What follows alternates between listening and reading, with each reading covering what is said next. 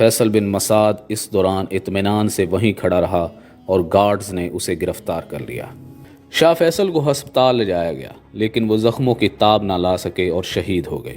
شاہ فیصل بن عبدالعزیز بن عبد الرحمن السعود کے قاتل فیصل بن مسعود کا سر اسی سال 18 جون کو سعودی عرب کے دارالحکومت ریاض کے سب سے بڑے چوراہے پر سرعام قلم کر دیا گیا۔ فیصل بن مسعود جس نے شاہ فیصل کو شہید کیا وہ کون تھا؟ فیصل بن مسعود شاہ فیصل کے ستیلے بھائی مسعود بن عبدالعزیز کا بیٹا تھا۔ فیصل بن مسعود 4 اپریل 1944 کو پیدا ہوا۔ شاہ فیصل کے قتل میں اس نے 18 جون 1975 کو سزائے موت سنائی۔ فیصل مسعود کی زندگی کے بارے میں بہت زیادہ نہیں لکھا گیا۔